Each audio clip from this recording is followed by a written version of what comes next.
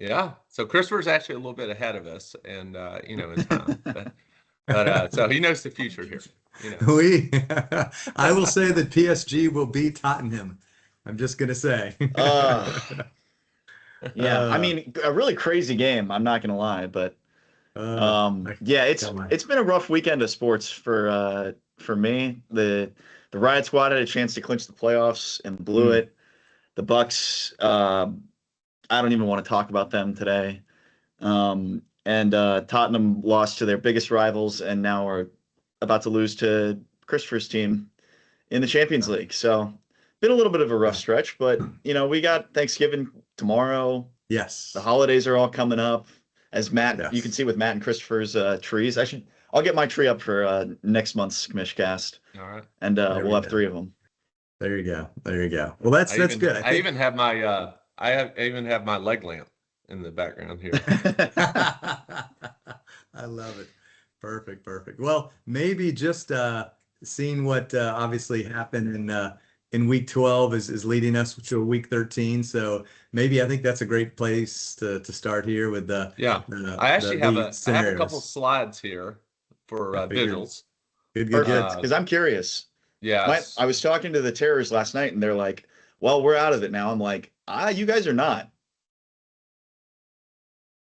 Yeah, it's I'm pretty sure there's scenarios where they're still in. I think the Conquerors are still in as well. It's going to Yeah. be oh, look at every year. this. It comes down to there's 5 or 6 teams that are 5-7, 6-6, and we have no idea who's going to make it. Yeah. Wow, here we go. All right. So, and I mean, Christopher, chat. I certainly want you to double check me on this. Yeah, no, You yeah. know, but so I'll start off with the Georgia conference because I'm a little biased. I'm Georgia. Sorry, guys, on this one. But so Thundercats. Hey, you win. It's simple for them. Win. You get the bye week, top seed in Georgia. Easy. Make it simple for you. Yeah. While I win and get the second seed, and if the Thundercats lose, they'll get the number one seed because of the better conference record. And let me run over. I'll be right back. I gotta run and grab my Yes. notes here for There you go. conference record. So Okay. the Thundercats have a 4-3 conference record. Walleye is 5-1. They're playing this weekend against the Head Knockers. And Okay. so that's a big Yep. game. This huge And game. huge game. And but they would still have the tiebreaker even if they lost to the Thunder over the Thundercats, even if they lost. Head Knockers win. You're in the playoffs, number 3 seed, but they don't have a very strong conference record at 2-4. So Wow.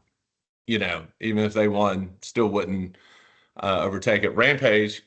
Christopher and I got a text from Rick this morning. Shout out Yeah. to the Yep. Rampage. In contention. But if they win and the Head Knockers lose again as a wild card, their head-to-head would be 1-1. I looked it up. The conference record, Rampage is 5-2 as in the Georgia Conference. The Rampage's schedule this year has been Wow. really interesting. I was looking at it yesterday. They started 5-1. I completely forgot about that, Yeah. and then Yeah. lost 5 straight. So Right. they won last After week to get back in it, but a certain trade, I think, kind of tilted when you get rid of a Trey McBride, which is Yeah. crazy, and Lamar does not appear to be back. But he actually also texted me about who to actually start, and I think you got to go Lamar against Cincinnati. But that we digress. But go ahead. Yeah. yeah, But they also could get into the 500, Yes. with the 500 rule, depending on what Austin does this yeah, weekend as well. yeah. So, That's great. and of course, fortunately, me, Paul, Doug, and Oscar were out. I took a big loss to Christopher this weekend. Christopher, you had a very good weekend though, my man. Yeah. So We had a couple of those this year, but sorry yeah, it had to come against you, and sort of that's unfortunately. okay. So I felt like all year I've just been barely keeping my head above water. So that's okay. Just put me out of my misery. That was good. So any comments here on this one? Or? Well, I'll just say I think the Thundercats are just showing their true colors. They're a force to be reckoned with, and we can get into this a little bit more when we do predictions for the playoffs and such like that. But now it's up to them, and I tell you, you talk about games of the week, maybe games of the year, because you got the Thundercats against the Warriors, and I'm just going to go out on the limb and I'll give you a little preview. That's my Brickhat Bowl prediction. So I think we're getting a Brickhat Bowl Mm, prediction mm. before in the last week. And it's tough because I'm a big fan of both of them. Obviously, neither have won the Brick Hat Bowl, and I'm always a fan of anybody who's never won. And so I'd like to see both of them win. I don't know what the tie scenario is, if they actually even tie, even with our playoff scenarios or our tiebreaker scenarios, but it's great. And it's great to see, the head knockers also get a chance. Because I know that, the Jonathan and Jeremy have been working with Bobby and to bring this franchise back to get them into the playoffs is exciting. And then of course the Rick with the new team to have a shot. So anytime you have that opportunity, makes week 13 special. That's for sure.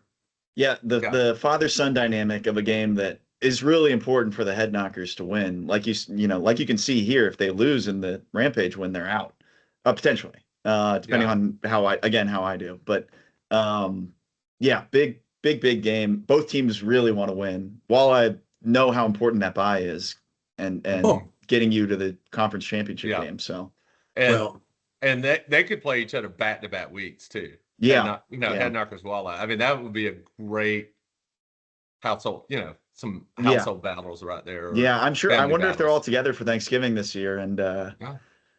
think there's going to be some football games on in that house if they are. Yeah. I, I So will just say that. Sarah, we'll go ahead and apologize for this one. They may get a little rowdy. And this is actually, it's a little bit even. I don't know if you've seen it, but certainly when you're looking at wonderful week 14 buys, or excuse me, bye weeks for the NFL players, you've got Purdy, McCaffrey, Kittle, Diggs, and then Mac Jones. So this is a major week for the Walleye because without those players, um, especially without CMC and Kittle, Yeah. it's going to be tough for them. But that's why we play the game. Yeah. I mean, we all know that when we draft, and, that week 14 bye week is critical, So I mean, I'm really proud of the head knockers. I mean, they started off 1-4, and they have Wow. just come back blazing. To be honest with you, that's a team I just wouldn't want to play right now. I mean, they're hot. Honestly, with a team that's just kind of like, no offense to the head knockers, I think purely built on grit and guts. They beat me last week, and I'm looking at their lineup. I'm like, man, Breece Hall playing on a terrible Jets team. Devon Achane was on bye. Jalen Waddle was on bye. Michael Wilson was their fill-in, and Brian Thomas has had a bad year. He was hurt. They're beating me with Monungai and Yeah. Michael Wilson, like guys that they picked up off the waiver wire to help carry him. Like that's like strong. I love that. I didn't mind losing because it's like I love that you're winning with those kind of guys, like the guys that you're paying attention to and playing the game and picking up along the way.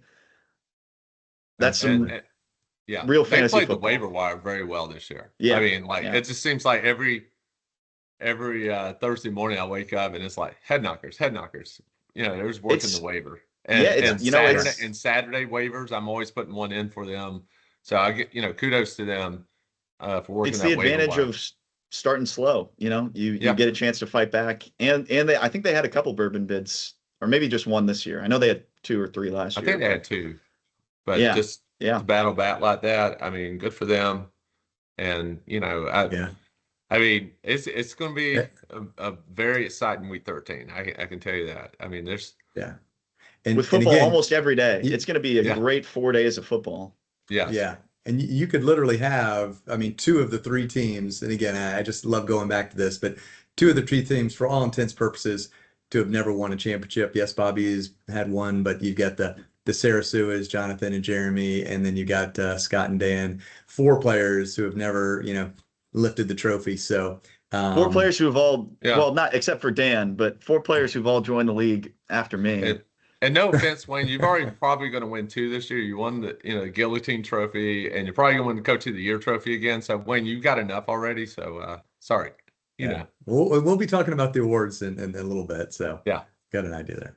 All right. So we'll go to Florida Conference. All right. Big old So mess. yeah, it's a mess. Unfortunately, it's become a little bit clearer than it was 2 weeks ago. I didn't even put scenarios in when I started this a few weeks ago, and I started posting stuff because I was like, it's going to get it's going to be like a teenage relationship, complicated. So, I didn't want to, just build people up here. So right now, Warriors, they own the conference record tiebreaker over the Bandits. So we win, get number 1 seed and bye. And then the Bandits, they're in the playoffs. Win and Warriors lose, you get number 1 seed and bye week. Austin, winning in, baby. You got it. Winning in. It's simple. It's gonna be tough. It's gonna be tough, but you got a big game against Conquerors this week too. So I know because Conquerors are playing, they're still playing for something. I know. So, I know. They got to win against you guys and have the Rampage lose to get in, obviously. And then Terrace, I know they have the same record as the Conquerors, but I was looking at the conference tiebreaker. They're 2-4 in conference. So because you and Steven are playing this week, Austin, one of y'all is going to end up 4-3 in conference. Gotcha. So okay. So I kind of already sorry, John. I know you're our number 1 listener, watcher. I hate to dash you already. And then Christopher, of course, playing for number 1 pick as well. So I'm presuming, okay, the scenario where the Conquerors win, the Rampage lose. The Conquerors would go in over myself and the Rampage at 6 and 7 because there's not a 500 rule there. Yeah, you don't have 500 rule, right? But then if we would have the same conference record and we'd be tied 1-1 on head-to-head, would it go to points scored then? For you and Steven? Yeah. And presumably they have more you guys points won't scored, because this week, like you'll have. We're tied on conference record right now. 3-3. So if you gotcha. 3-3. Okay. So I somebody's see. gonna have a 4-3 record. Gotcha. Okay. Wow. Huge game for Steven then. I'm gonna text him and talk some trash. I think it's bigger for you there, Austin. Yeah. I'm not gonna lie, guys. I've a little inside baseball. I've been texting Matt and Christopher all year. It's been a rough year for the Riot Squad as far as injuries, and the fact that I'm 6-6 and fighting here at the end, like I'll take that any day of the week. Right. But I tell you, that's you look at those. It's about just getting in, and everything's reset, and then you never quite know, and those type of things. I mean, and again, throw a little crazy soccer in here, and I've just been watching a whole lot more soccer. Be like FC Gotham, gets in, they're 8th seed. They knock off the number 1 Kansas City Current. This is, I know, women's soccer, but it was amazing. I mean, 8 against 1, they knocked them off. Wasn't even supposed to be like even close. And then they played the team, the Orlando Pride, who had won last year, knocked them off, and then they win 3 straight after just literally eking in with literally a 500 record. So you just need to get in. Yeah, and Austin, I got in one year 6-6-1, and then just ran the table. I mean. I got one thing. I got one thing going for me, which is that it's looking like this is finally the week of Bucky Irving's return. I saw. After missing 6 or 7 games at this point. I don't know the snap count, which is worrying me a little bit. They've said that they might ease him back in, but I think I have to start him anyway and hope that they give him the ball and he gets some touches and he'll be fresh. We've lost. The Bucks have lost 3 in a row. The Bucks. Yeah, I said I wasn't going to talk about them, but they've had up until this point they've had the 2nd hardest schedule in the NFL, and then their last 6 games they have the number 32 hardest schedule in the NFL, aka the easiest schedule in the NFL. Yeah. So it's been a little rough going there. I'm hoping that Bucky is the spark plug that pulls the Riot Squad, to victory and pulls the Buccaneers to victory over the next 3 or 4 weeks. Because we both could use it. Yeah. And it's I think it's going to be one of those. It's again, it is an easier schedule, certainly, than what we've seen. And I do think, I mean, these are ones just like, I mean, honestly, look at Joe Burrow. He's coming back. I Yeah. mean, why? I mean, A, they want to play, and B, they've had a long time off. I mean, that is a long time to rehab and whatever. So I'm certainly hoping Bucky's back, and yeah, for your sake, and certainly for the Bucks, because it's a spark just every time he gets to touch the ball. Who does Yeah. have Joe Burrow in our league? Christopher. We. Oh, okay. So yeah, I had a Burrow lot and of Dak. early picks. Yeah. But I will say, and just looking at the conference here, this actually, even though I don't think it's going to happen, but it could, this could, and I can't say this with 100% certainty. I haven't certainly yet had the chance to do all the legacy records that I want to do. I would have loved to have told Oscar, last week that he unfortunately lost a heartbreaker with the, running back who scored the most points in a game, which 36 points, I think very well could have been the BFFL record, but hopefully we'll know these things in the future. But I know that if the Pretty Warriors and the Bandits lose, I think it'll be the least amount of wins ever by a conference champion to get the bye. I mean, they could literally Wow. both be 7-6. Warriors Wow. very easily because they play the Thundercats. Bandits, you just never know which Bandit team's going to show up. So Yeah. the Florida Conference is again not quite as strong, I think. But again, we'll go into Well, predictions. Bandits a are little bit. playing the Rampage this weekend, so that's Ooh. another big game. Wow, That's a huge game too. I heard that Tom Brady's going to be broadcasting that one. So The Bandits are kind of a Jekyll and Hyde team. They're yes, if we want to get into breaking down the predictions for how we think the playoffs will go, I'm looking Well, at their roster, and it's like James Cook is a guy who will either score you 15 points or he'll score 0. And Yeah. the Bills' usage of him has never made sense to me. I had him last year, and he'd have games where he'd pop off for 150 yards and 2 touchdowns, and then the next week he'd get 40 yards, and you're like, why are we only rushing James Cook 7 times in this game? It doesn't make any sense. Justin Jefferson is about to have his third QB and undrafted Max Brosmer or whoever the Vikings are about to start. Going against Honestly, Seattle. can't be worse than JJ McCarthy. Maybe oh my gosh. maybe Oh. one of the worst picks. Well, ever. Christopher, you called that one. oh my gosh. Yeah. No kidding. No kidding. Well, I mean, I remember watching the national championship game, and he threw for 115 yards, and they're like, yeah, this guy's going to be like a top 10 quarterback prospect. I'm like, I don't see it. Like they won a lot of games. He won a lot of games in Michigan, Never even not throwing the ball. Like Yeah. Right. throwing the ball as little as possible. So Well, I mean, they got Yeah. a good team. I mean, Bandits with Mahomes. I mean, they're going against Dallas this week, Yeah. Thursday. That's gonna be. He's gonna put us in Yes. yards. I mean, they got a good team. It's just which team's gonna show up that week. tomorrow's a huge game for that game, or a huge day for that game. Mahomes Yes. and Lamar Jackson. If Lamar, continues this rough streak. But if you got to play them against the Bengals. but they're playing the Bengals. I mean, you play your water boy against the Bengals. I mean, Yeah. I tell you. I mean, and Caleb Williams is going to Philadelphia to play. You have to play him. You have to really do it. So, well, and I tell you, I mean, let's just, while we're at it, let's just go predictions, I guess, for like Florida and stuff like that. Can I shut this screen off? Well, yeah, it go helps. for it. Or yeah, keep it up so we can. Keep it up. We'll keep it up. Yeah, I tell you, and this is the one where, again, I just think it's, very much the Warriors who, talk about the pain as Austin, and just it's so many times. I mean, they're 0-3. They're 1 away from being the Bills and the Vikings, 0-3 in the Brick Hat Bowl. But you look at this team. I mean, Matt Stafford, which is like, I mean, he's in. I want to do a little at the end of the show, kind of when they do, not around the horn, but on the other one show, when basically we just talk about topics and just do some rapid fires. And I tell you, you see, I mean, Matt Stafford's got to be at the top of that. And it's great that the Warriors have him.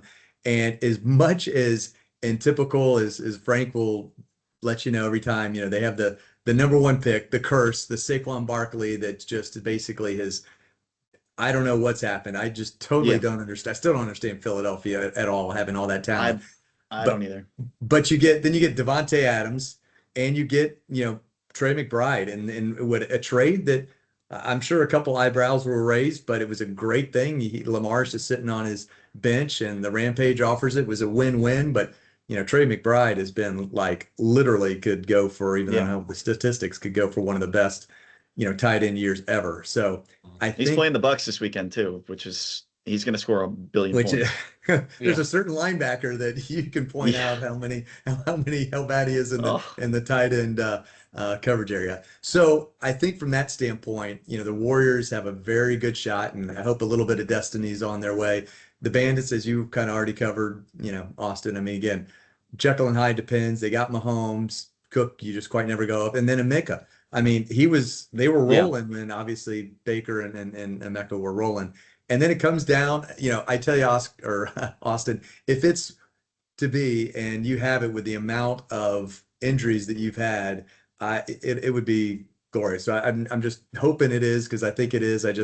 I'm hoping that, Jason, or Jackson Dart comes out of the concussion protocol, because I never want to have I to need see him. Yeah. anybody start Jordan Love again. I mean, and Yeah. I thought he was going to be the cat's meow, Yeah. and I have never seen a more disappointing like person ever. I mean, and then again, all your injuries, but hopefully with Brown and Collins, very strong wide receiver. So that's where I'm going Yeah. with the 1, 2, 3.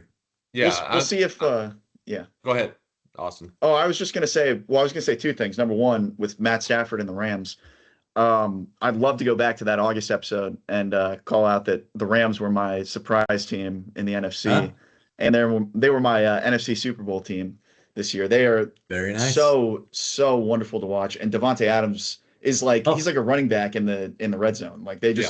get the Huh. ball within the 5 yard line, throw it to Devontae Adams. It helps when Zion McCollum bites inside for no reason when he's got inside leverage, but it doesn't matter. And yeah, I mean, as for the Warriors, I think the Warriors and myself and probably the head knockers too are maybe Kevin Patullo's enemies number one, because he is the Eagles offense for a Super Bowl team that's 8-3. I've Oh. never seen so much dysfunction and disaster with the talent and everything that they have. It's unbelievable how bad that offense is. And it's, Crazy. I think Crazy. AJ Brown has been right to be pissed, because he knows that they can't rely on the defense forever. They're going to get to the playoffs, and they're going to need, especially against the Rams, to score points. Oh, no And doubt. you can't blow games where you have 21-0 to Dallas. So Oh my gosh. Crazy. I know. I'm hoping something can turn around there as far as fantasy is concerned. I would love them to get destroyed in the playoffs. Don't get me wrong.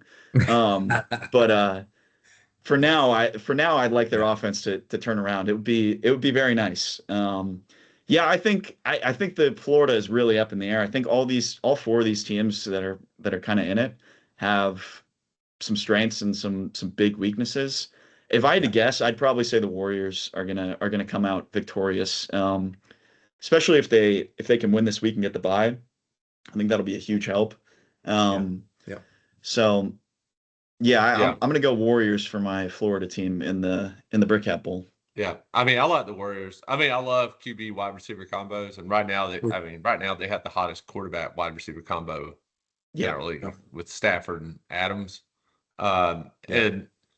I mean, if Saquon actually can just start have a good game, heating not up, just I I know, mean, start not a great heating- game. I mean, just if he starts heating up, I mean, they're going to be a very dangerous team. I mean, I think the top three teams will get in. I think Austin, you'll get in this weekend as well. But I think the Warriors will get a bye, and that's going to be the big difference. And with Stafford and Adams, I mean, that's some tough It's a big time competition right there. advantage. Big time Yes. advantage. So, all right, we'll go Georgia Conference. Yeah. Well, as kind of I had started off with, I tell you, you look at the Thundercats. I mean, Jonathan Taylor, who started off looking like he was going to set every single record. I mean, how many hat tricks of TDs? I mean, what, 3, maybe 4 games that he had? It was amazing. And this is all the time where, number 1 pick CeeDee Lamb, which they were very unhappy about taking. And he hasn't certainly lived up to any expectation, actually playing kind of second fiddle to George Pickens. But I mean, JSN has been on fire. And I tell you, we might have another shot, even though I think we've got, I mean, this is going to be a crazy MVP BFFL race. It Yeah. really is. But JSN's going to be in the conversation and Jonathan Taylor. So he's going to have at least two MVPs in the top 3 or 4. Yeah. Yeah. Puts a little pressure on him to be able to do something to come through. Oh, and that Trevion Henderson, if I can't get it. I don't understand. I mean, Yeah. I mean, if regular, I mean, Vrabel, what are you doing? First of all, you wait Yeah. like 11 weeks for him to actually, to put him in as the starter. Goes off 2 or 3 touchdowns against the Bucks. Next game, 2 or 3 touchdowns, and then Stevenson comes back, the rookie comes back, the other guy, and he's like starts meddling. They're like they had like 6 or 7 attempts at the end zone, and like Trevian got like 2 out of that 6. I mean, Yeah. Yeah. I don't understand. He should, yes, win the coach of the year, but maybe just not for that.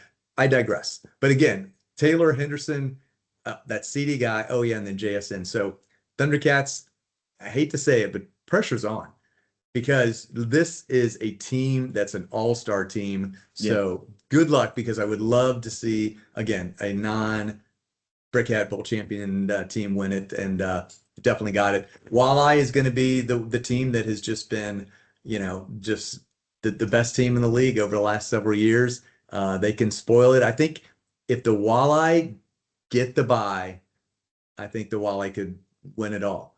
If they don't get the bye, I think the Thundercats are going to go and again have the matchup against the Warriors, and that'd be a classic. Somebody's going to win it. So the only thing I'm worried about with the Thundercats, I agree with everything you said. They have the number 1 running back, the number 1 wide receiver, in not just in fantasy football, but in the NFL right now. Right. And the only thing that worries me about Jonathan Taylor is his playoff schedule is pretty tough. He's playing Houston this week, and I know he's got a few very tough. few other tough defenses coming up. They got like 3 games that are really tough in a row. Yeah, at Jacksonville and then at Seattle in the next 2 weeks, and then San Francisco and Jacksonville again. And those are all top 10 rushing defenses. So he's got a tough schedule coming up, but I think he's got the talent to break through it. And yeah, the JSN, like, I had him as my college player to watch a couple years ago, and I drafted him. And who I can't remember the name, Shane Waldron, the offensive coordinator of the Jacksonville Jaguars now. He was in Chicago last year, or I don't know. There's like a stat where it's like he was JSN's offensive coordinator 2 years ago and like completely misused him. He was Chicago's offensive coordinator last year and completely misused Roma Dunze and DJ Moore. And then this year, same thing with Brian Thomas. Like the fact that they were just lining JSN up in the slot and throwing him these like 2-yard routes, and then you watch him this year and he's just destroying guys up the sideline. Yeah. And it's like the same thing with Travion and Ramondre. The coaching incompetence in a lot of these things, to things that seem obvious to like just So lay people obvious. like us who watch, we don't know the necessarily the direct X's and O's, but we can see the talent of the players, and it's like you have to find a way to get these guys the ball. And, it's the same thing with the Eagles. A lot of really frustrating football to watch in certain aspects, but it's been really fun to watch JSN this year. I think that the worry I have with both of these teams is the quarterback play. Justin Herbert is very much another Jekyll and Hyde kind of player, where I don't think it's as much him, it's the line. I mean, that line, especially with Alt when he finally went out. I mean, trust me, having several of the Charger running backs, especially Omar and Hampton, who's a great talent, and just would be hit in the backfield. I mean, way before he even gets to the line of scrimmage. So, I mean, Herbert is running for his life. I mean, for his life. So I think it's Herbert. He's got some great receivers. He just needs time. So I haven't looked at their playoff schedule, to be honest with you, but if he's got a little bit of time, and I don't even know who they played this week, but it's going to be one where if he has time, they can hit the players. If he doesn't, it's going to be Jacksonville. Yeah, they got throttled by Jacksonville. He had no time. He barely had, 2.1 seconds every time. Well, they play the Raiders this week, so he'll get a little break. There you go. Well, Yeah, but then again, there's he a might certain not. Max Crosby that would scare the living daylights He out of also me. might not throw the ball too much. They might not need to. They might just run the Yeah. ball 50 times with Omarion Well, Hampton and well, Kamani Vidal. here's his playoff schedule: week 14, Philadelphia; week 15 at Kansas City; week 16 at Dallas; week 17, Okay. Houston. So hit or Ooh. miss. So Hit or 3 miss. really tough ones and then one Wow. really easy one. Yeah. Interesting. Wow. Yeah, I mean, Well, again, the quarterback play, all 4 of these teams, in the Georgia conference, the quarterback play is in question. Like they could all pop off one week, or they could have a bad week. The quarterback play across the NFL has seemed really inconsistent this year, aside from Matt Stafford, which is why I really like the Warriors. I think quarterback plays a huge advantage in our league. Um, So, I think it'll really depend. Brock Purdy, if he can't get it together, I think the Walleye are in big trouble. They got 4 quarterbacks right now rostered, and I don't have faith in really any of them to like. If you If you're have telling 4, me I've got to go with one of Brock Purdy, C.J. Stroud, Tua, or Mac Jones in a Brick Hat Bowl championship game, with the way all 4 of those guys are playing / hurt right now, I'm terrified. Like that does not give me any kind of confidence at all. So that's one thing that worries me about the Walleye. They do have Christian McCaffrey, and I think, like you said, Christopher, it all comes down to if they get that bye. If they don't Right. get the bye, I think that they might lose this. right. Because first San week. Francisco actually has a really easy playoff schedule in terms of the fantasy. So, and they can rely, Kittle and CMC could literally Yeah. just run them to a title. They That's true. could. You just have some of the extraneous ones, Diggs and whatever. And especially again, oh yeah, their other running backs, Karen Williams, who again has been thrown to the side just unfortunately because of Stafford's love for, Adams and Puka, which is great. I think they're trying Yeah. to set something, I don't know, but it's Some record. it's crazy. Well, So. For me, I'm going to take the Walleye to win in this conference just because the Walleye are like the Kansas City Chiefs. Yeah. They're year in, year out. Yeah. They're there. And They're the same guys every year too. Yeah. I know, no kidding. If Except Devontae.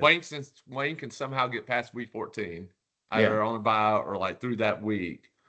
I really like his team. But like I said, if you have 4 quarterbacks, you don't have any, Yeah. Right. Purdy looked horrible Monday night. I was just like, what, I think him and Bryce Young are having a competition, worst quarterback on Monday Night Football history. But it's just something about the Walleye in the playoffs. Last year I made it to the championship game and I barely beat Wayne. I beat him by 1 point in the playoffs. And it was just like, I was sweating that whole week because Wayne just has this aura about him in the playoffs, the Walleye, It's something Steven and I regularly talk about, that he's got some kind of voodoo magic or something. We're not sure what it is. I don't know, but like I'm gonna go with Wayne. I think the Thundercats have a more talent, I think as far as like running back, but Jonathan Taylor, I think he's just going to start cooling off a little bit. And if McCaffrey has a weak schedule, they're just going to give him the ball 30 times a game. Through the air or on the ground. Yeah. And they're just going to Shanahan's just going to ride him to the playoffs, and Wayne will ride CMC to a championship. Man, I'm looking at the Thundercats bench. They have a deep team. Their bench might be better than my starting lineup. Looking at this, Federal, McMillan, Chris Olave, 2 really good players. Jalen Warren and Rico Dowdle on the bench. That was I tell you, I don't want to bring it up here, and I'm surely they don't want to hear it, but I think it was not too many weeks ago, maybe week 10 or 11, where they literally had, Travion Henderson, on the bench with his 19 points. They had like Dowdle. They had 4 players with double digits on the bench. I've never seen that. That week. That's right. I actually won that game. I tested. Yes, thank you did. For bitching that, putting those guys on the bench there. And I tell you, if they lose because they don't get the bye week there, that is going to haunt them. Because I tell you, Scott has come into this league and has been a real force, and the passion that Dan has to bring on Scott, and now to just get this close. I'm like I said, I'm big fans of theirs, and I'm just hoping. So it's when you have that many good players, it gets tough because you have to try to figure out which one. And it's a good problem to It's a good have. problem to have. But on the other side, it's painful when you have players that are popping off on the bench. So best of luck to all of them for sure. Yeah. So, and before we leave, just to kind of go with just the side note, as we talk to maybe some of the awards and stuff, and talking about Georgia, and it's probably my all-time rival, the Walleye. The very first Brickhat Bowl was the Heroes and the Walleye, and we've had many championship games against each other, but he has a chance, and he's the Walleye and the Heroes are the two teams to win the Triple Crown. The Brickhat Bowl, the Commissioner's Trophy, and the Coach of the Year. And they, like you said, they pretty much have wrapped up the Coach of the Year.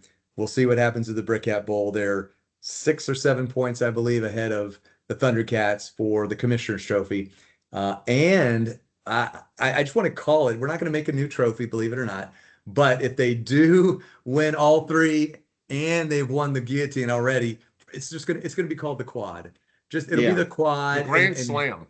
Call it the Grand Slam. Oh, I like that much better. That's perfect there. That's perfect. Yeah. I knew quads. It's like winning all 4 majors in golf in one year. It is, or in tennis. It's very hard to do. So we'll put it out there, Wayne. This could be a special year. You've already got the guillotine. So and 2 of the 4 wrapped up pretty much. So could be exciting. Let's watch see how it unfolds these final weeks.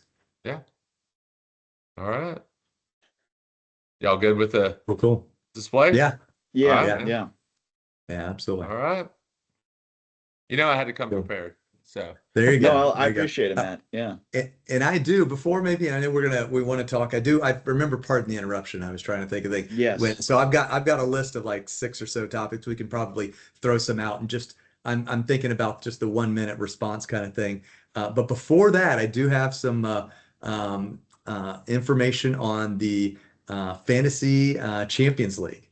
So as we remember, it was the Walleye and the Riot Squad who represented the BFFL so well in the very first FCL, and now coming up in 2026 with the combination of the 2024 season and 2025, getting ready. So because of the actual numbers, it's not going to really matter what happens in week 13. So I get the pleasure of announcing the top 2 teams for that. And I actually, I don't want to put it up because I have just all the numbers, but I will tell you just as a reminder, the 2024 season was certainly a glorious one for BKF. They ended up being number 1 in 2024, with the Walleye being number 2. And then in 2025, very, very close. Actually, the top 5 are this. So I'll just go backwards from 5. The Bandits were at number 5 with 146. The Warriors at number 4 with 147 points. The Heroes, thank you, Samantha. There you go. We finally get a little bit of props. 3rd at 148. Then the Thundercats at number 2 with 166, and the Walleye with number 1 at 168. So very close, the Walleye and the Warriors. So if you can do the math in your head, you will see that the 2026 Fantasy Champion League BFFL representatives will be the Walleye and Dr. BKF. So congratulations, Matt and Wayne. Congratulations there, Matt. So congrats. Wayne gets to go back. Matt, please do better than I did, because I did not represent us. Christopher was very generous, saying that we represented the league well. I did not do a great job. My team struggled. I'll have to study up on some PPR. That's for sure. Yeah. Yes. And it's a fun league, which I'm gonna have to make sure that you two are helping to help run next year. Absolutely. Just because and stuff like that. But we had a great championship with the Guslin League that did crazy, and then they ended up being 1 and 2, and it was amazing. And so it is literally, as for the folks that are just listening maybe for the first time, it's 6 different leagues. The top 2 teams over a 2-year period now, 24 and 25, play in a 26 separate league where it's just those 6 leagues with 2 teams for the 12, and pretty amazing. So we'll see how they go. So again, congrats, Matt and Wayne. You. That's exciting, and hopefully one of you can win it all. But there's also, again, there's a league championship, so hopefully you guys can bring that home too. Yeah, that will be awesome. I'm excited.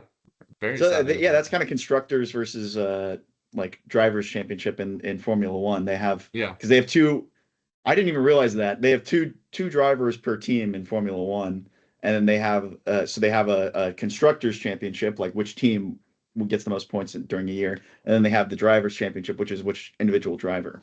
Okay. So pretty much, Yeah. I didn't realize we did that as well. That's cool. Yeah. And the fun part is, I mean, that's where we actually get, the whole table, where we're actually, we call it, the F1 table, where, again, if you get, the highest points, you get 20 or 25, depending on the number of teams in your league, and it goes down from there. And I tell you, you really see, and I just have to give a little shout out to my lovely who's sitting just in the back here, and we're even though it's been tough with certainly our win-loss record, it was nice to see that in this table we were third, and I have to see like the head-to-head, when the CBS comes out like head-to-head, and it was like, you'd be 7-5 if you played, and I'd be like, Yeah. I mean, it's very annoying to see that.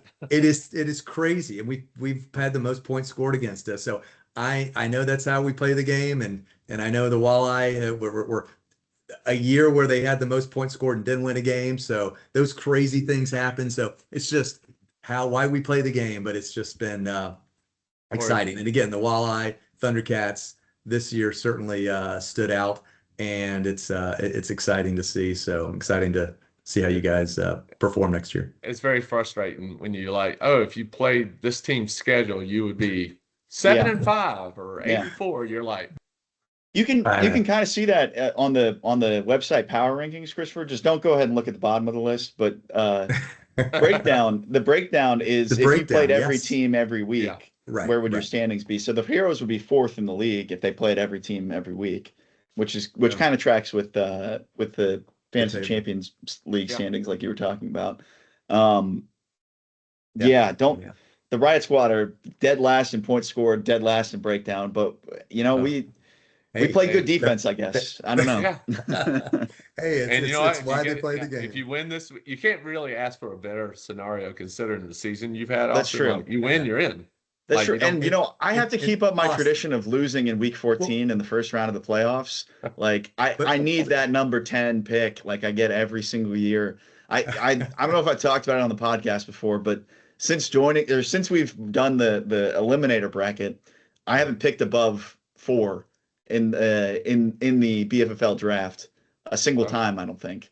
So it's but Austin, I think this is one of those, it's serendipity where, I mean, we can talk about how many 74-yard games or 1-yard shorts or whatever that have kept. So, and all of those are just, I think they've been just like accumulating to have it in this crazy thing to maybe just be a story. Like, again, one of my favorite, movies, Fever Pitch, is just, maybe that chance where it just comes from out of nowhere. So we're pulling for you. That's for sure. Yeah, might be. I appreciate that. It would be a great story. It would also be a funny story if all 3 Commish are eliminated from the playoffs, and we've just got to sit back and watch all these other teams going in the playoffs. The Commishcast in December, we could have 2 teams on here.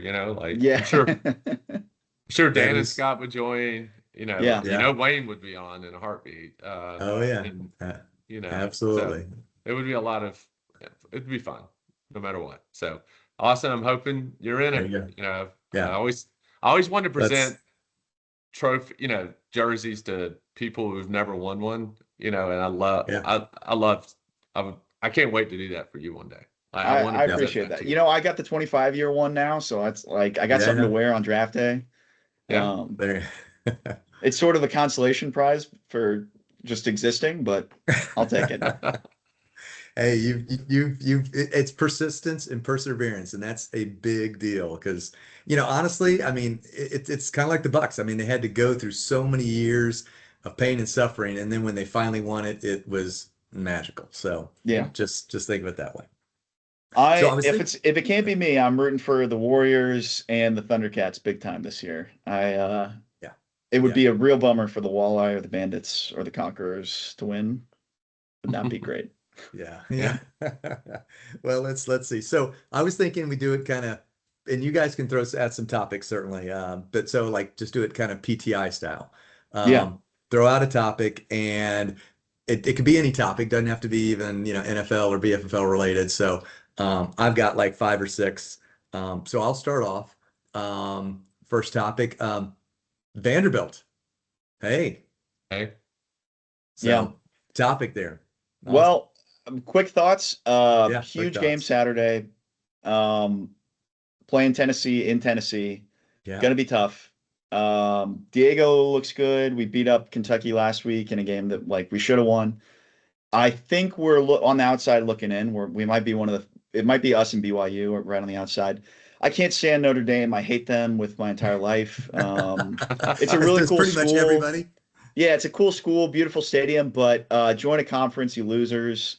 The fact that the committee keeps they say that they take every game into consideration, but they have Notre Dame over Miami when Miami beat Notre Dame is a joke, Yeah. big fat joke. The college football playoff committee, I think, is also a joke. And having said that, if Wow. somehow Oklahoma loses to LSU and we beat Tennessee, there's a chance that we're in, and then they will be my best friends forever. There you go. Then you like them. I There you mean, go. I think it's a great story. I think it shows that in this day and age that any school could just come out and win. Like I mean, I think NIL has leveled the playing field for schools like Vanderbilt. Yeah, yeah. I'm rooting for Georgia Tech too. I know you guys have a huge game. It doesn't, Yeah. Georgia Tech winning wouldn't really Yeah. help Vandy, but that's Yeah. Georgia Tech won that game Yeah. last year. Did they or they came No, they close? went to It eight They was came overtime. close. eight I was at that overtimes. game. Yeah. Yeah. Yeah. It And I think was they've yeah. got a better team this year, and Georgia's maybe got a weaker team. So we'll see how that goes. But We shall see. Yeah.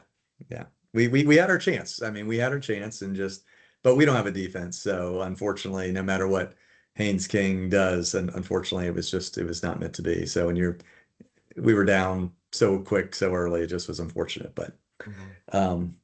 so we will see. Here's another topic. Lane Kiffin, where does he go? I was just gonna say, if you Oh, don't have okay. if you Okay. want to go for another topic, my next topic was Oh, going to be okay. college football head coaches Oh, because Okay. this has been FSU sticking with Mike Norvell, who's been awful, oof. just purely because there's no room out there. Like the hiring is going to be a mess this year. LSU, if I'm Lane Kiffin, I have no desire to go to be a part of that circus. I know he No. loves attention, but I think it's kind of silly that they're waiting till after the Egg Bowl. Like, if you're going to do that, wait till after the playoffs because Ole Miss is probably going to be a playoff team. Like, Sure. I think Well, it's yeah. I think it's all silly. I'll say he ends up back at Ole Miss next year. Oh. Well, I got a kind of a wild one for you. So I'll say this: Alabama loses to Auburn Saturday night. Jordan Hare dark magic. I mean, they're 3-1 against Bama in night games there. Okay, DeBoer gets ran out of town. He goes to Penn State, and Lane takes the Bama job. It's Oh, happened before. I mean, they ran Bill Curry out of town there in wow. Tuscaloosa. Oh, I think that would be a huge mistake, but I think it'd be very yeah. funny. Yeah, that something like that could happen. I mean, it's crazy. And again, I was back and forth with Oscar about just, I mean, where is loyalty, and but unfortunately Lane does just love the spotlight. He loves the attention. So I'm not a big fan of his Well, no matter what. So well, to me, he should stay in Oxford. I mean, of here's the course, thing: of he wins course, 9, 10 games a year no doubt. there. They'll build him a statue. Yeah, Oh, of You course. win 9 or 10 games at LSU or Florida, they're going to run you out of town. yeah. Like they are. Yeah, yeah, They did that absolutely. with it was a Dan Mullen, either Dan Mullen or Dan Muschamp. I Mullen, don't they know, one ran of them. him. The Florida football team I mean, is that's a just that's a catastrophe. joke. Yeah, it's an That whole absolute thing is joke. a joke. Yeah, it's terrible, but we don't need to get into that. So, It's Christopher's Christmas, early Christmas. Yeah, Just watching Florida implode every just week. fall apart. Yeah. yes, yes. Okay, and yeah, throw them out, but I've got a couple more. Just Shador. What do you think? I mean, got his chance, first winning quarterback in Cleveland in 30 plus years. So, Uh, I I think he's a mean, 5th round pick for a reason. I think that he's got zero media training. He seems really immature. Yeah. Real bad there. I don't know how his talent is, but anything's better than Dylan Gabriel. I mean, Dylan Gabriel was a catastrophe to watch. But Yeah. he had one game against the Raiders. It'll be interesting to see what, 2 weeks of practice now. Like he made some joke this week, like 1 week of practice, and it's like, dude, come on, man.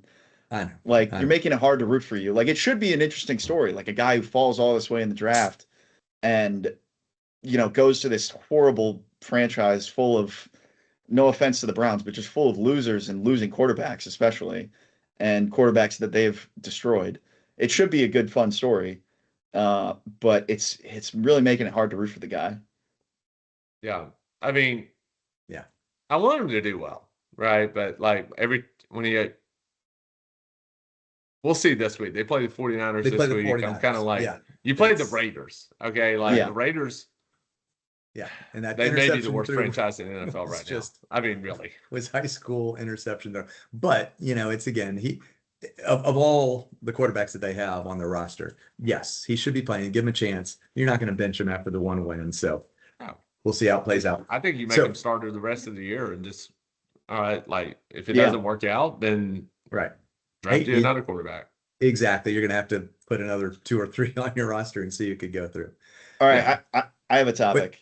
Okay, sorry, go just one more, just because it's I've got a few, but I'll just one more and then I'll switch it over.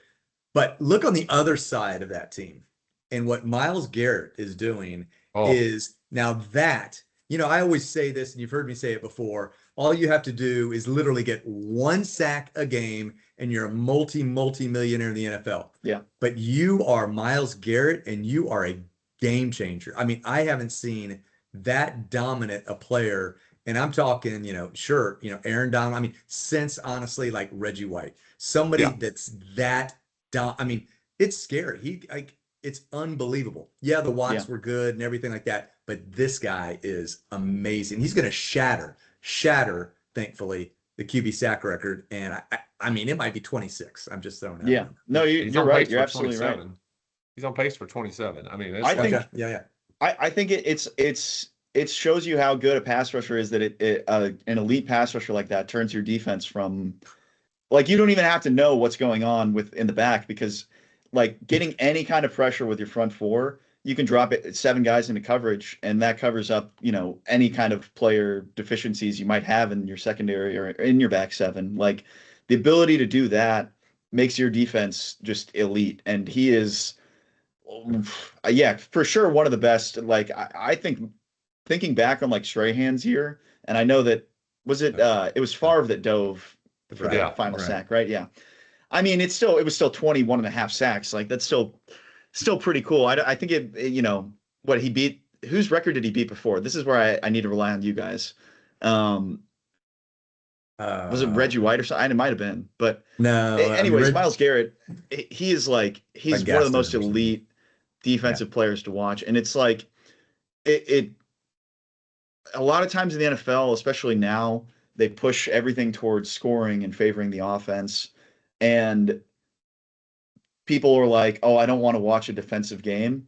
It's players like that make it be like, no, this is an excellent defensive player blowing up offenses, and watching what one guy can do, like a one-man wrecking ball, is equally as fun to watch to me as like a 38-35 kind of game. Well, watching him is like watching Reggie White or like Lawrence Taylor. Like take over. You basically you have to game plan your pass protection schemes against him. Like your whole week preparing for Cleveland is Myles Garrett. And if they had just a mid-ranked offense, I mean, they would be in the playoff hunt.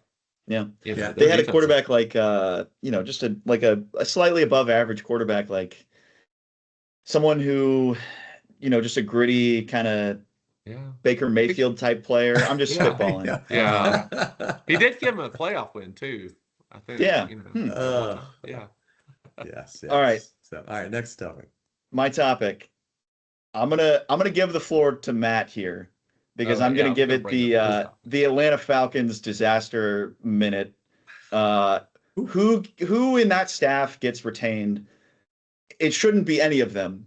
No. But who in that staff gets retained, and where do the Falcons go from here? Because we're looking at potentially Michael Penix gone for 2026. Oh, You're burning your rookie years on Bijan and your young years on Drake London. great. Yeah. Like you don't have a top 10 pick next year that you should have. Like, That's Wow. going to go to the Super Bowl champs, probably. yeah. Yep. It is You give him a top 10. it's a real, I It's a would disaster. say disaster brewing, but it's already hit. Yeah, it's already hit. And the sad thing is, like this week on our local sports talk radio, they're talking about Falcons playoff chances, and I'm like, we beat the Saints. Woo! You know, I personally, they need to clean house, and it starts. And I know, like Christopher, you guys, the Tampa family goes back to the McKays. Yeah. Rich McKay's got to go. He's been here forever. Yep. Start with him. Fire the GM. I think you just, to be honest with you, and I hate to say it, you got these guys on rookie deals. See what you can get for draft capital.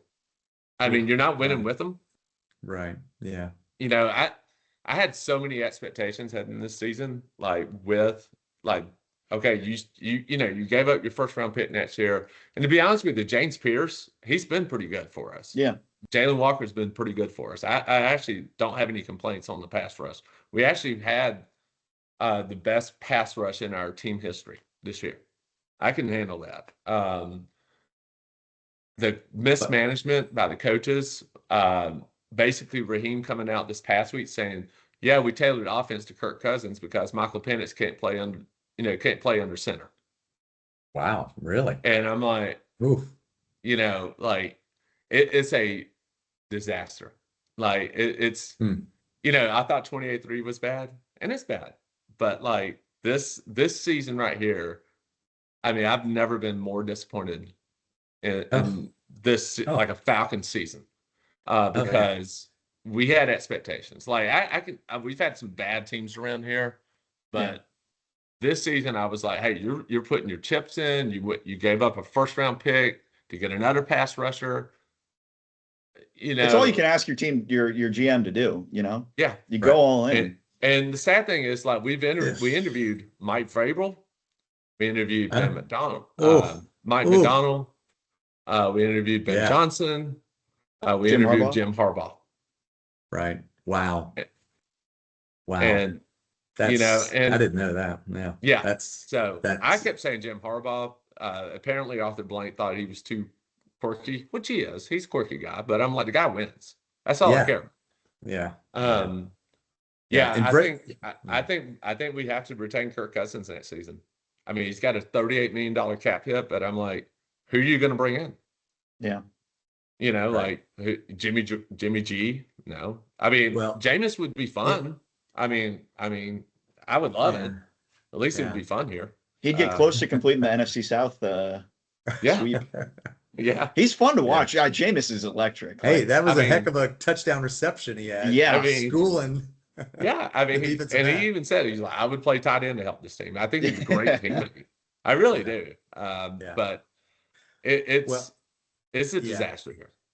It is, and Matt, I tell you, it's one of those things with the talent and stuff. But I think it's amazing when you look at, and I just try to go across like all sports, and I know most sports, but it's most so important to have really good management, as you could see. And that, I mean, I'm talking about the ownership. I just know just from growing up in the Bucks and the difference between the Culver Houses and the Glazers, who then turned the responsibility over to a good general manager or COO. Certainly, Jason Light has done amazing things for this team, re-signing your players instead of, hey, Pierce or whatever that they did for that. I mean, it's just, that's going to come back and haunt him. You want to limit the amount that you do that. And so I think you're right. You just have to basically get somebody that's going to come in. And Arthur Blank, I think, is actually a good owner. He realized he's not a Jerry Jones. He's like, I don't know football. I want to turn it over, but he's got, like you said, he's probably got to start at the top, get somebody to come in and be able to say, football, I don't, and take me there. Yeah. And I mean, we have 4 top 10 picks on six first round picks on offense. And we're Wow. 28th in the NFL in scoring. Oh, That's crazy. I mean, Wow. Kyle Pitts got to go. Oh, I'm sorry. Like, geez. I mean, Yeah. I was ready to cut him at that game last year, Christopher, after he dropped the ball. Oh my gosh. I know. Well, yeah. Yeah. How there's no pylon cameras, I still don't understand that. Yeah. But Kate Otten can go join him. Yeah. yeah, I mean, to be honest with you, I mean, I almost just say blow it up. And Yeah. I would hate to trade like London and Robinson, but I don't think you can trade Drake London. I think Drake London's your Mike Evans. I think you hold on to him through the bad years, and then win him a championship, a few years down the line. Yeah, and Bijan's just like a JT, a James, Jonathan Taylor. He's got amazing talent, and even if you have to go through a rebuilding year, which honestly you don't, because like you said, you've got the talent. You just need a Sean McVay. You need somebody that comes Mike Vrabel. You need those guys that literally have done it in like Seattle, McDonald. You're talking all the places that literally have gone from here to here. So you've got the talent. So I don't think you have to get. You just have to. And to be honest with you, who I would hire as head coach, Mike McCarthy. And you can say what you want about him, but I think he would provide some stability here. He was successful. Is like Dan Reeves. When they hired Dan Reeves here, I was kind of like, but he stabilized some things and had a few winning seasons here. I think McCarthy could do that. I wouldn't complain. I could see that. Yeah. I think some team out there should make a trade for Kevin O'Connell, get him out of Minnesota, get him an actual quarterback, because he's a QB whisperer, but that team. Yeah, but he's you can't tell me he wasn't part of that. I mean, got rid of Sam Darnold after one implosion, and again, even though Darnold had a bad game, against the Rams and stuff like that, Darnold has surprised me. So I mean, I don't think that was on him. I think that was on going into that season. Management drafts JJ McCarthy number 9 overall, and they bring on Darnold, and they don't expect Darnold to have that good a year. And then they say, well, we spent all this draft capital on JJ McCarthy. He's got to be our quarterback. And maybe Sam Darnold turned into a pumpkin. I agree with you. I think that's insane. But I think that's also like an upper level management position. Yeah. Like you've got to have it. That's where I just see like, and again, if we want to like not necessarily go over the Bucs, but I tell you, I mean, if this isn't a time to really get rid of Todd Bowles, because I mean, I like him as a man, but we have to get. I mean, I don't know how long I've been calling for this, and it's like it is so evident. And I know Austin, you're in the same way. It's like Jason Light has given us some amazing players going back to the Washington game or before. I mean, this is a disaster, and we are literally could be Mike's last year, whatever. And I know we've had some tough breaks, but we still have a team that is capable, but not the way that Todd Bowles is using. I agree. I think one of the big issues, and I think it's sort of something the Falcons are facing too. In the current NFL, your head coach has to be an offensive guy, because the Bucs have, it's everyone's hating on Grizzard. The dude's like 2 years older than me. It's his first year in the NFL calling plays. Like, we're used to having a good play caller for only the last 2 years, and both of them got taken away from us. Didn't have to, by the way, just to let you know. That's what I mean. That's why you hire an offensive guy to be your head coach, like a Kevin O'Connell, like an Andy Reid, like a Shane Steichen, because then you're not having to rebuild your offense and retool your offense every year under a new scheme, or a new guy calling plays at the very least. Like it's been a problem for the Atlanta offense is struggling this year. The Bucs offense is struggling this year. Like, learning new systems and not having your head guy in charge focus on your offense. Well, and you know what? It's just to that point. I mean, look at Kansas City. You mentioned Andy Reid, which is great. Yeah. We had that, and you've got Steve Spagnuolo, who has just been there forever. And great, guess what?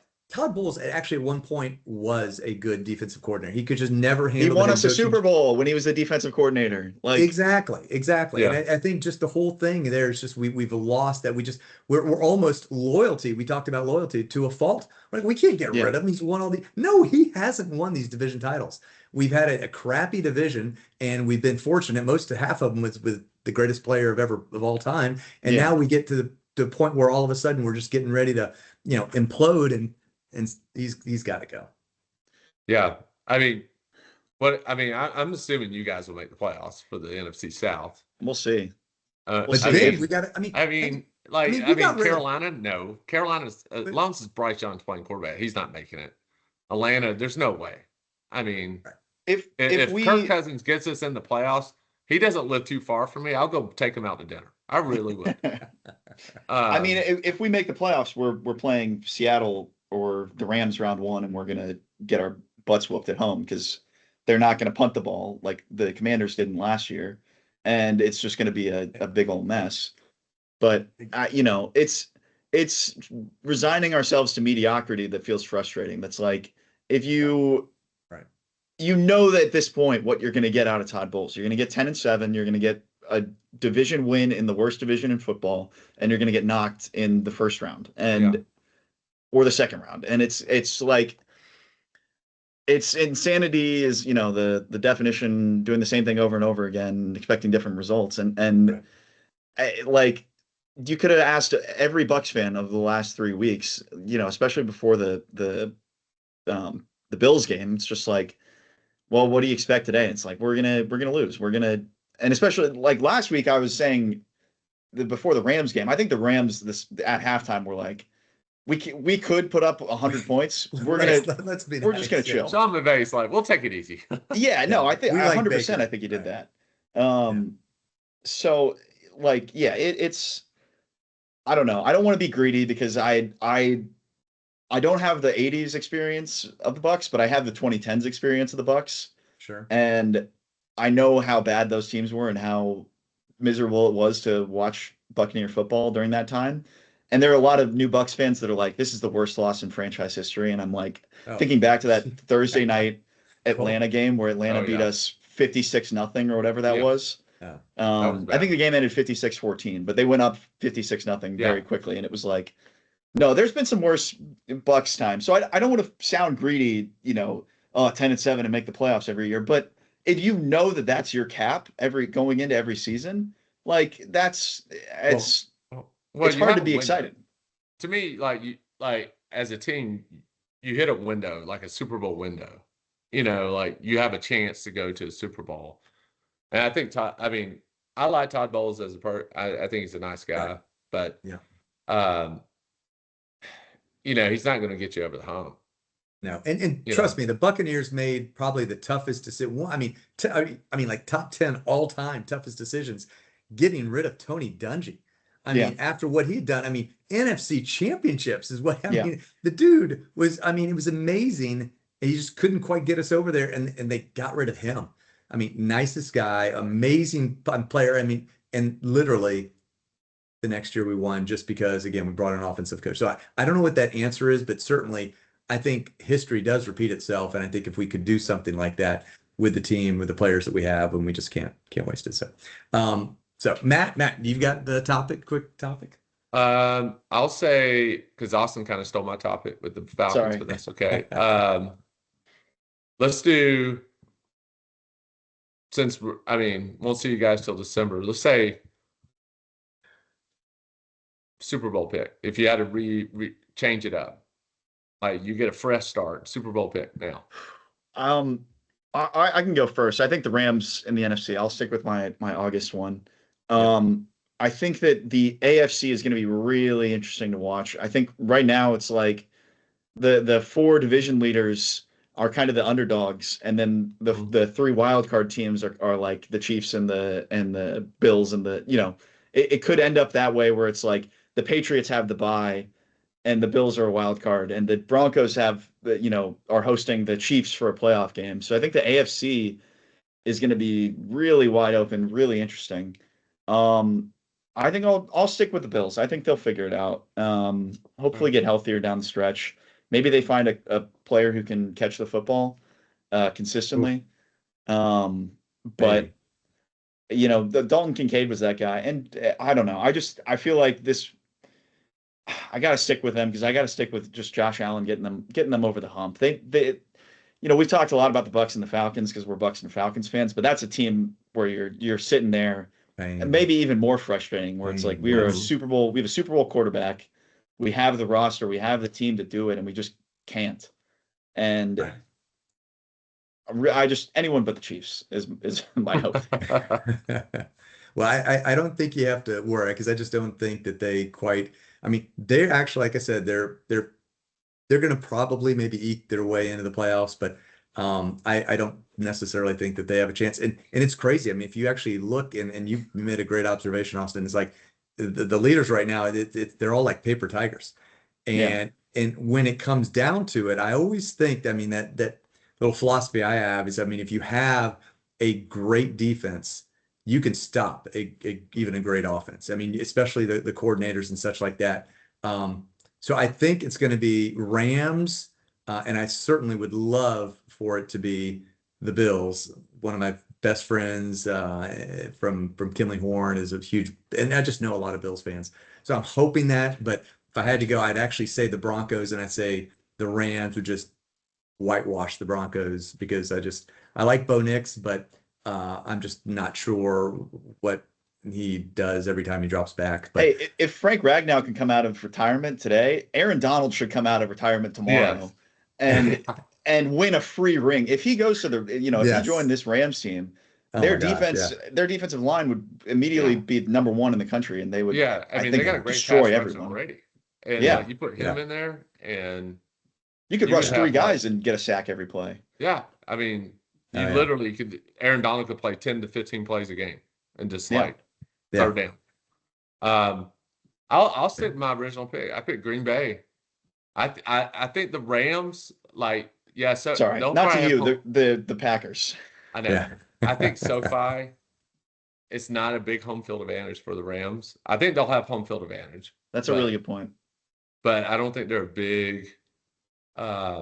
It's not a big home field advantage for them, and I think I'll go with the Bills. I'll stick with my two picks. I like Green Bay's defense. They're just they're so Jekyll and Hyde though. That whole offense. Yeah. I'm like, they should be good. But they might just get hot. I think they'll get hot at the end of the season, and I think the Bills will find a way to get the playoffs. And Well, they'd have the country pulling for them. There's no doubt about it. I mean, I think that would certainly be something that everybody be rooting for. So it's a possibility. And you never know. I mean, again, Detroit, I mean, you get a healthy Aiden, and he's shown what a good defense can do when he gets healthy. And I mean, Jamar Gibbs is pretty scary. And so yeah, they could just, when nobody's thinking you're the favorites, it has a way to make the pressure be a little bit less.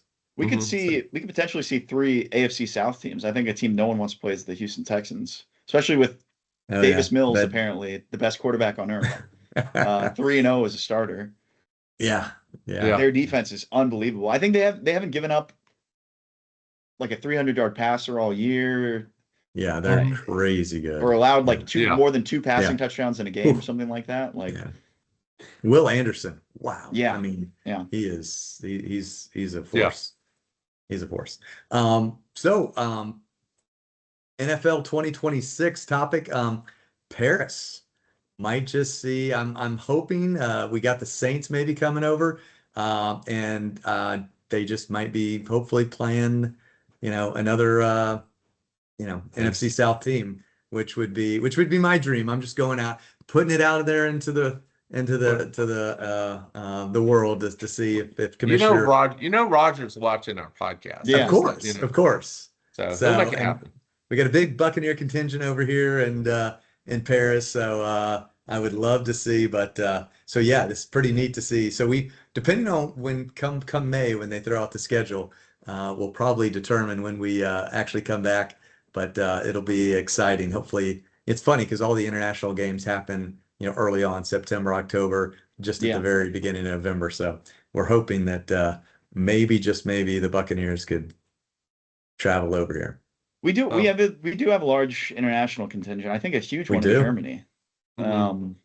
Germany, yeah, and it's actually pretty big. We're actually going to Munich for the December, I think it's like the 28th game, where we're going to be with the 2023 International Buccaneer Fan of the Year. And he's got a group that watches the Buccaneer games at a pub in Germany. So we're gonna go That's watch the awesome. game with him. So Nice. yeah, we'll You got have to a take a little picture, and the Bucks social media team will definitely post that. yeah. Yes, he will. Yeah. So it'll be exciting to see. So and the 2024 International Buccaneer came also from Germany. So but unfortunately he's going to be with his family. So we're gonna have a fun time then. So hopefully see some exciting, hopefully meaningful games there at the end of the year. So Very nice. Awesome. yeah. So Yeah, love it. any Love it. any other topics there? How about let's just, I mean, BFFL MVP. I mean, is there a chance that we finally ever have a non-quarterback or running back I winner? think I don't. Jonathan Taylor is having too good a year. I, He's my I pick right now. I I love think right JSN. Don't now. get me I wrong, think but right now, if you, I mean, after. I mean, I know you've done it a long time, Christopher, and I've done it for some years now. Tabulate, calculate MVP votes. Yeah, You're gonna have a couple of oddball votes. I think, right. and sometimes I'm like, what are you doing? Like I know, I I'll know. I'll say it out loud, and like, people are like, what's going on? And I'm like, this person voted the wrong way. I think this might be the year just because I could see so many different Yes, votes. it's exactly. Yeah, Like Stafford. I think people are going to vote for Stafford. I think people are going to vote Jonathan Taylor. Christian I McCaffrey for think, and sure. it also depends how many JSN, yeah. people are voting. Yeah. Like I've had years where I get a lot, we get a lot of votes, and I've had years where we get very few. Um, you know, I, I would like to see it. I mean, one good thing is like, Dan and Scott would probably put their guys at the top. So Yeah. we'll see. I think one interesting thing about JSN this year, I think he's been like a top 12 wide receiver in fantasy every single week. But this past week was the first time he's been wide receiver one all year, Hmm. like the top scoring wide receiver. So he's just like the definition of Consistency. consistency, but not necessarily like that kind of explosion game. But that's honestly what I kind of prefer more in a player is someone who scores me 10 points every week than a guy who might score 20 or might score 4. Well, also, I think it's going to be like we're so like with a lot of people voting. I think we're so in the moment type of voting, Right, right. and we got about 4 weeks left in our season, and I usually send it out the ballot during the holidays, during Christmas season, and I think the next 4 weeks you're really going to see it. Jason, goes off, and I Yeah. mean, which he has all year really, but if he really, you know, takes over the national story, because right now I think, to be honest with you, I think people would say Matt Stafford in our league, Yeah. because he's the story of the NFL right now. Um, but Jason kind of the next 4 weeks dominates the storyline. Certainly could. Yeah. You could certainly see it. Yeah. Yeah. Yeah. And I agree. I mean, I think Jonathan Taylor is just he's been such a machine, and especially, it's kind of like anything. I mean, if you really think of most valuable, I mean, right now, again, he has just been amazing to help certainly, the Thundercats get where they got the best record in the league. So it would be tough. And I agree right now nobody's quite had the Tyreek Hill or the Travis Kelce who have literally run at it to try to get up there, and it's not always about necessarily the most points, but that's certainly a huge indicator, but certainly something that I think is just a fun, exciting. I was gonna run down just it's kind of like Tom Grassi does, as you've seen Mhm. Austin, where they always do his like reactions, like week 12, reaction. He always does that. So some of these or mostly it's not as crazy as some of those, but the top 10 scorers for this year, starting at 10, Devon Chain. So, and he's done well. Number 9, Christian McCaffrey, which is great, staying healthy. Jalen Hurts. Wow. Number 8. Wow. Number 7, a certain quarterback from New England, not named Tom Brady. Wow. So Mr. May. Number 6, Dak Prescott. And I got Yeah. Yeah, 0 Well, votes because I passed on Burrow. But Patrick Mahomes, as you know, as he's been the man and he's certainly keeping the Bandits afloat. Jamar Gibbs, I mean, especially after a 36-point game, that catapulted him up. Matt Stafford at number 3. And who do you think is number 2, just south of Jonathan Taylor's number 1? Javonte Williams. I'm just gonna throw a wild card out there. No. No. It might be Rico Dowdle. No. No. I mean, this is when you think about it. I mean, just think about. And by the way, number 11 is Bo Nix, which is kind of crazy. Is it a? But Can you tell us the position? well, it's quarterback, and how quickly do we Okay. forget? I mean, Oh, did anybody Patrick watch the Mahomes. Buccaneer games? No. No. Baker Anybody watch Mayfield. that Buccaneer Bills game? 6 Baker. touchdowns. Oh, Josh Allen. Josh Allen. Allen. I mean, Yeah. that's one of those things. It's like, and that's the question. That's who, I think the Conquerors have Mr. Allen, so that's going to be They have Allen and May, so 2 of the top 10. 2 of the top 10, but you can't play them only both. play Last time one. Yeah. last time I checked. I didn't So. hear any of my quarterbacks on there. That's weird. Yeah, I didn't hear it. or the Any of Walleye. my guys at all. Yeah. It is crazy. It is crazy. Whew. I'll admit I was wrong about Drake May. I didn't have a lot of faith in him going into this year. Totally. I know the Patriots are playing the 3rd easiest schedule ever, of all time. Hey, But you play the guys that are on your schedule, and so it's Absolutely. sort of like the Riot Squad this year. Yeah. The least points scored, you're 6-6. You take that. So I got one. I'll throw a topic out there. Most disappointing player on your team this year. I mean, some of us it's gonna be difficult. on any team or just our team? Your team.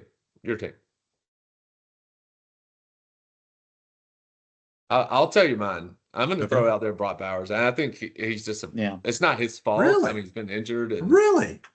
Yeah. Come on, Geno man. Smith, injuries, but man, he came back and had what, he had a great game, one game, 3 touchdown game when he.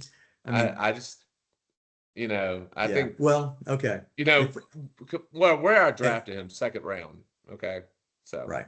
Okay. Well, if we're doing that, then I'll just say Malik Neighbors because it's like, I mean, it's like, I mean, literally, he gets hurt like the game that Jackson Dart's like becoming a superstar, and it's like crazy. It's like what those two could have been doing, and Scatterville.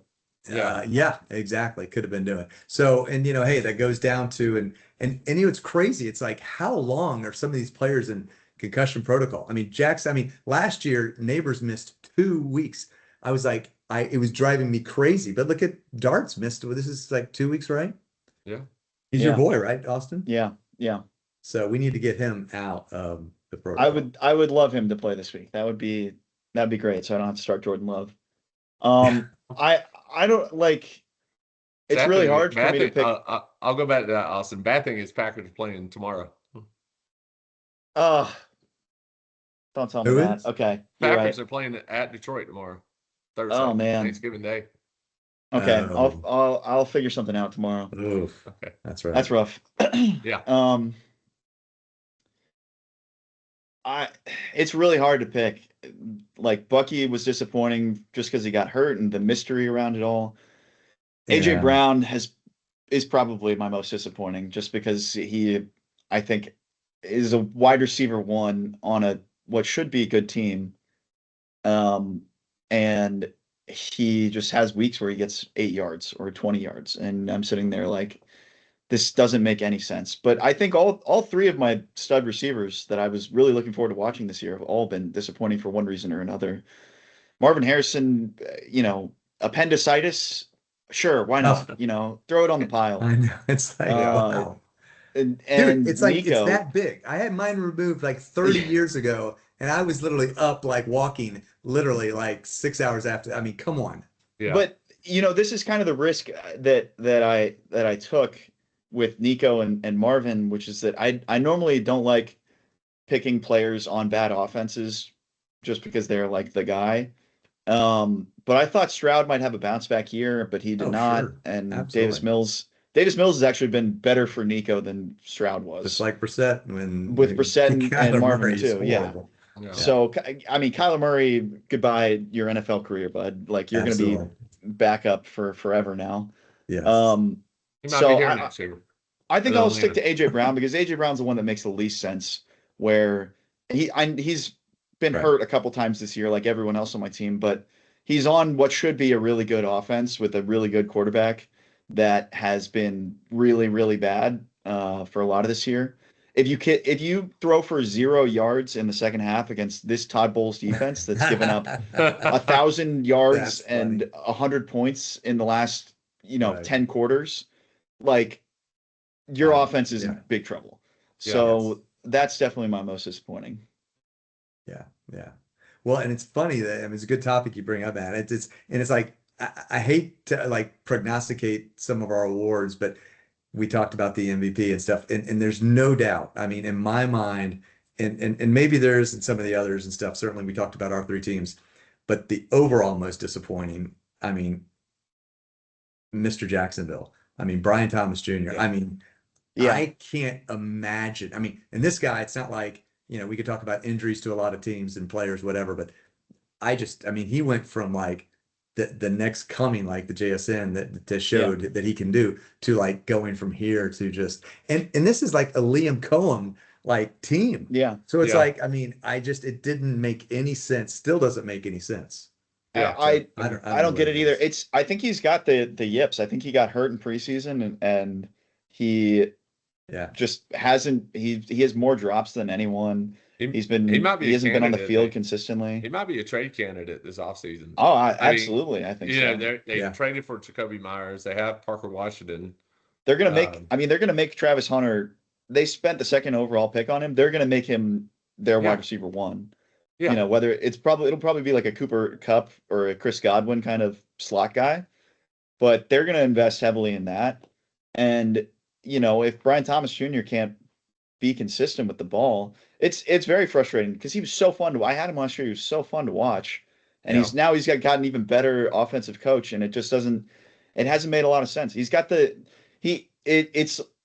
he's got what I worried Jamar Chase would be his rookie year when he had a terrible preseason Yeah. and then Yeah. had a great rookie season. But this is what I thought that version of Jamar Chase was going to look like. Yeah. Yeah. So then who would be the waiver wire pickup of the year for you guys, do you think, so far?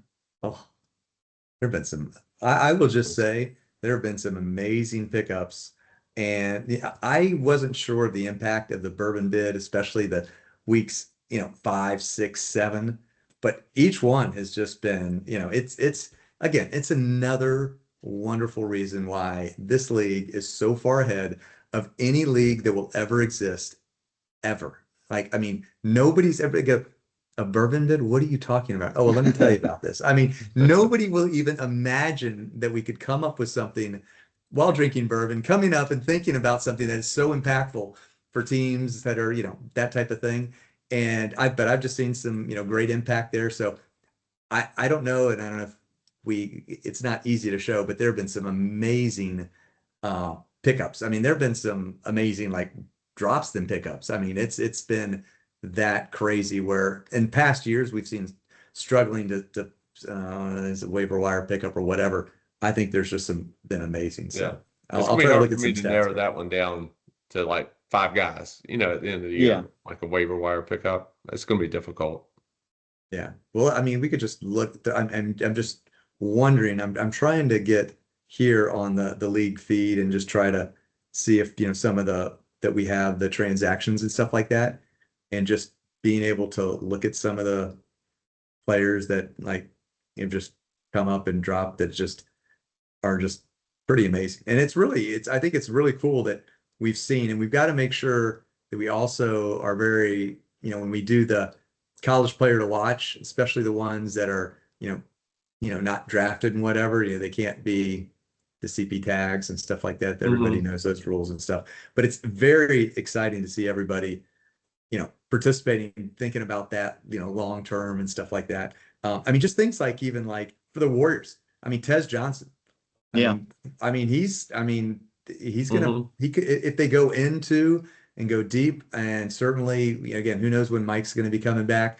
He could be playing up there, and especially with the schedule the Bucks have, he's been throwing things out. I mean, I that's think Kyle Monungai is another great one to throw out there. yeah, yeah. Mhm. He's good. He scored a touchdown like the last 4 weeks, and Oh yeah. um, he's probably taking the job from DeAndre Swift. DeAndre Swift he came back and he had a terrible game last week, awful. And So again, you got to kind of wonder some of these coaches, and I mean, and Ben Johnson's. I don't know. oh, I don't but quite Ben get it. Johnson I think is good, and I think that he Yes. saw what happened last week, and now going forward he will be like Monungai is going to be on the field. Like he's Yeah. not afraid Let, to let's put the effective guys out there. let's certainly hope. Rico Dow got picked out the Oh, waiver wire. Oh, I that's got mean, to be yeah. it then. Big. Yeah. That's that. I mean, he's like, and yeah, he had that 2 or 3 week just boom. yeah. Was win. Absolutely. I mean, my boy, Gadsden, who I picked up and then Yeah. dropped and picked up again. I mean, except for a little injury, and he's been pretty sharp. So, I mean, just with the injuries, there have been so many opportunities for players, and they've produced. It's been Yeah. really amazing how well they've really produced. I mean, Jawan Johnson's been picked up a couple of times this year. Yeah. I mean, he's Couple been pretty times. decent. Couple Yeah, times. absolutely. Yeah. I mean, It's yeah, they're definitely it's that'll be interesting to see how those final numbers come out and such like that. So yeah, that's a tough one. uh, That's gonna be a tough one for me. Like, I'll have to yeah, really like research that one. Take a So deep dive, yeah. yeah, yeah, I mean, Gaston, the tight end for the Chargers. I mean, he's had a couple of good weeks. I know, here or there, but yeah, yeah, there's been some good ones for sure. So yeah. just kind of going through it. It'll be interesting to see if and Dowdle is definitely up there, but there's definitely some that you know will have definitely especially how they show in the playoffs too. That that Yeah, that will come if they're difference makers like a Tez Johnson or somebody like that. That doesn't just have to be points, and I think that's a big deal. So yeah, hopefully we'll see some of those for sure. So, and I mean, just yeah, we shall see. Should be fun. So yeah. That'll be a so tough one. So yeah. Well, it is 12:30 here in Paris woo, time. Yeah. So it's getting late. It's it Thanksgiving is. Day. Happy Thanksgiving, Christopher. Yeah, happy Yeah, Thanksgiving, it Christopher. is happy Thanksgiving. So we're gonna go and have a little bit of a at a restaurant at a nice little restaurant. Enjoy that. Come back pack. We leave for a little 2 week Christmas market trip over to Budapest, and then Wow. take a river cruise for a couple weeks. So it's The Danube. the Danube. Yeah, Yeah. Yeah. going to Slovakia and those kind of things. So Samantha's been excited for that for a long Wow. time. So. That's gonna be a But lot of fun. yeah. I've never been on a river boat cruise, so um, I've been on cruises, but the river boats are a whole different experience, I've heard. So Yeah. I know my father-in-law's done a few of those and he loved them. He I said it's did really. very relaxing. But Yeah, yeah. So so we'll be excited. well, I'm Well, thankful cool. for you. I'm certainly, for Thanksgiving, thankful for you guys. I mean, y'all are Yes. awesome. And this has been, I mean, the last few years doing this, Oh it's yeah. been fun. So Yeah. and I can't Yes. wait, to continue this international. We'll call this the Commishcast International Series until The Christmas Yeah, there we international go. to the Yeah. States. So international series. Yeah, it's gonna be fun. So like you said, I We'll have to guess see what other locations we can find you at. It'll be yeah, like Where's Waldo?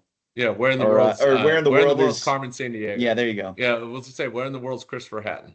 So Yeah. there you go. There you go. Yeah, we'll have to maybe pick some of those up and just be able I'm sure to see Samantha them. would love that. Your lovely 2 week cruise and on the Yeah. river. No, I'm kidding. But Oh, we'll see how we go around them because but I think certainly so next month will certainly be right around obviously Brickette Bowl week time. So maybe we figure out what that date is, between the first and second. I don't know what that exactly is, and then certainly maybe a end of January before the the conference championships is, and then Yeah. then we got some of those that'll just play into each other. So I think we've got a lot of good Commishcast coming up still. So This I is think this is the meat of the year. Yeah, I Yeah. think like it'll be between like the 20th and 27th, the that week, somewhere in Okay. there. So Oh, well, Gotcha. I might be I might also be international then at that point, because I'm going Okay. to London from the 22nd to the 29th. okay, So might have a double international Wow. yeah, Yes. tri-country Commishcast. there you That go. might, yeah, that might be. I think that's funny. Yeah. Okay. Well, let's see what yeah, because Christmas Day is Thursday, Christmas Eve is the 24th, so maybe we're talking if that week is the one between, we'll probably want to play it for either that Tuesday or Friday, because if you're just arriving on the 22nd, Austin.